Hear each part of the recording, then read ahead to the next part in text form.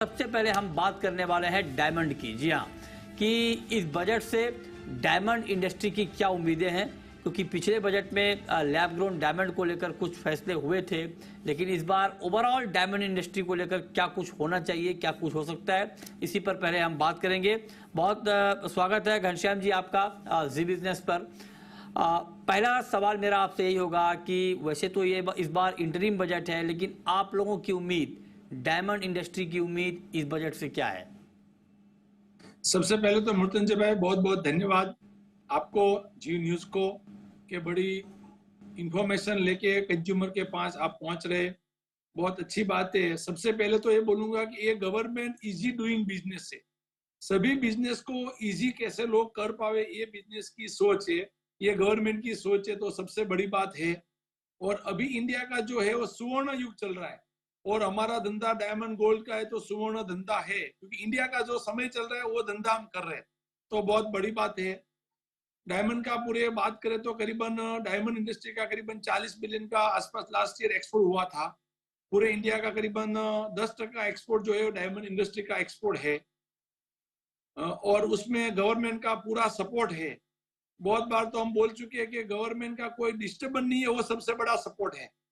और अच्छी बात यह है कि अभी अभी हमारा ज्वेलरी शो का पीयूष जी गोयल ने हमारा इनोग्रेशन किया था, तभी उसने ये बोला था कि आपको क्या सपोर्ट चाहिए, ये जो वातावरण है, क्या सपोर्ट चाहिए, मतलब उसके मन से गवर्नमेंट, मोदी सरकार सपोर्ट देने के लिए रेडी है, तभी बोलते हैं कि आपको क्या सपोर्ट चाहिए।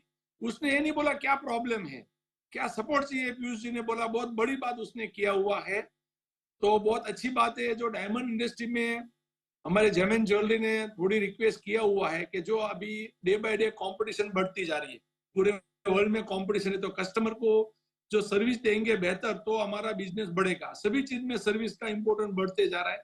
तो आज का डायमंड का मैन्युफैक्चरिंग जो हो रहा है, कस्टमर को हम जो माल बेचते हैं, हमने माल भेजा, कोई वजह से उसको ऑर्डर कैंसिल हो गया, या तो उसको वो चीज की अभी डिमांड नहीं है, या तो कोई चीज का वो ट्राई कर रहे हैं, तो जो हम डायमंड एक्सपोर्ट करते हैं उसका हमने ये रिक्वेस्ट किया हो कि 3 साल का एवरेज जो हमारा एक्सपोर्ट हो उसका 5% आप डायमंड पॉलिश इंपोर्ट करने का परमिशन दीजिए विदाउट ड्यूटी।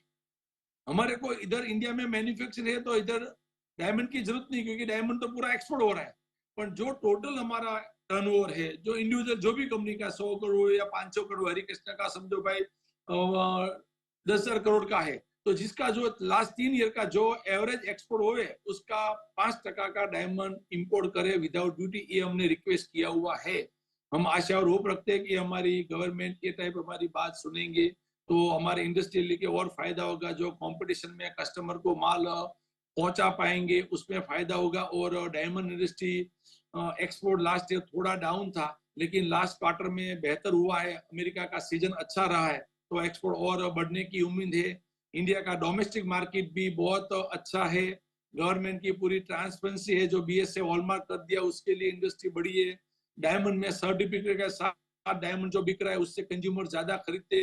हरिकृष्णा ग्रुप जैसे, कृष्णा ब्रांड जैसे बहुत सारे जो ट्रस्टेड ज्वेलरी वाले हैं उसका बिजनेस बढ़ते जा रहा है। मतलब कंज्यूमर ट्रस्टेड के वहां से ज्वेलरी ज्यादा लेना पसंद करते हैं। तो गवर्नमेंट की इजी डूइंग पॉलिसी है, न्यू डेवलपमेंट भी हो रहा है, न्यू जॉब भी मिल रहा है, उसके लिए स्पेंड पावर भी बढ़ते जा रहा है। अच्छा, एक सवाल आपसे मैं ये पूछना चाह रहा हूँ घनश्याम जी, कि पिछले बजट में लैब ग्रोन डायमंड के ऊपर फोकस किया गया था, R&D को लेकर के, बाकी चीज़ों को लेकर के। तो क्या इस बजट में भी लैब ग्रोन डायमंड के ऊपर ही फोकस हो सकता है, या जो नेचुरल डायमंड है उसके ऊपर कुछ फोकस होगा? दोनों में से कहाँ पर गुंजाइश आपको दिख रही है ज्यादा? नहीं, वो इंडस्ट्री नया था तो गवर्नमेंट का जरूर उसमें ध्यान रहता है, वो इंडस्ट्री को क्या सपोर्ट करे। और डायमंड इंडस्ट्री ऑलरेडी एस्टेब्लिश है, पर पूरे डायमंड इंडस्ट्री में देखें तो आज की तारीख में 10 लाख से ज्यादा एम्प्लॉयमेंट है। डायमंड इंडस्ट्री का जो नेचुरल का एक्सपोर्ट है वो करीबन 38 बिलियन है, तो उसकी कंपेयर में श्योर जहां पे ज्यादा रेवेन्यू है गवर्नमेंट का, श्योर वहां पे ज्यादा ध्यान भी रहेगा।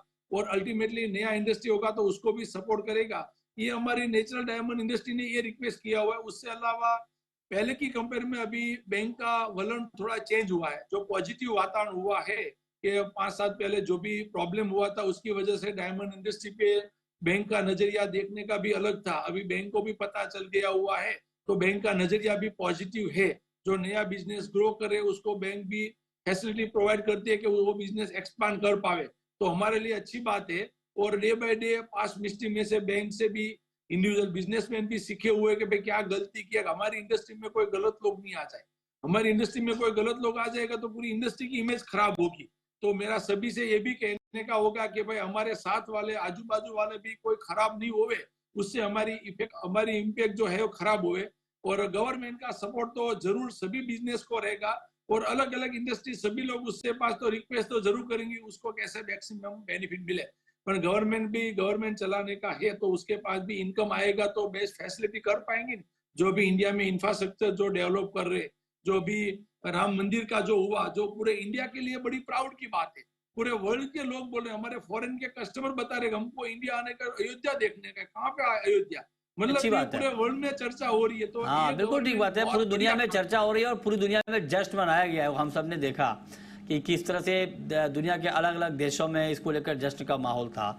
लेकिन एक बात घनश्याम जी आप बताएं कि अभी जो नेचुरल डायमंड है उसके प्राइस बढ़ने वाले हैं, घटने वाले हैं?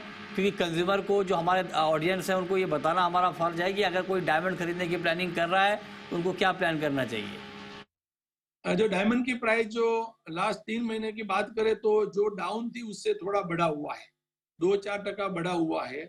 और जैसे मैन्युफैक्चरिंग कंट्रोल रहता है, माइनिंग कम रहता है, डिमांड सप्लाई, तो और भी मेरी उम्मीद ये रहेगी कि थोड़े डायमंड की प्राइस बढ़ने का चांस है। पर बहुत बढ़ जाए ऐसा नहीं है, लेकिन लास्ट ईयर में जो डाउन हुआ था उसकी कंपेयर में लास्ट 3 महीने में बढ़ा हुआ है, आगे भी 3 महीने में और भी बढ़ने की उम्मीद है। में कितने दाम बढ़े हैं घनश्याम जी डायमंड के? डायमंड के लास्ट 3 महीने में 3 से 5% तक का प्राइस बढ़े हुए डायमंड। 3 से 5%। ओके, तो आप कह रहे हैं कि आगे बहुत नहीं बढ़ेगा? हाँ, आगे 2 से 3% बढ़ सकता है, बहुत ज्यादा बढ़ने की उम्मीद नहीं है। और अच्छा। अल्टीमेटली हम भी वही चाहते हैं, जब स्टेबल होवे तो कंज्यूमर ज्यादा खरीदते हैं। बहुत ऊपर नीचे जाने से कंज्यूमर कंफ्यूज हो जाता है। तो हाँ। जितनी स्टेबिलिटी होवे उतना कंज्यूमर के लिए भी अच्छा है और ट्रेडर वाले के लिए भी अच्छा है। ठीक बात है, बहुत शुक्रिया घनश्याम ढोलकिया जी आपका हमारे साथ जुड़ने के लिए और बताने के लिए कि इस बजट में डायमंड इंडस्ट्री की क्या क्या उम्मीदें हैं और आगे डायमंड का प्राइस क्या रहने वाला है।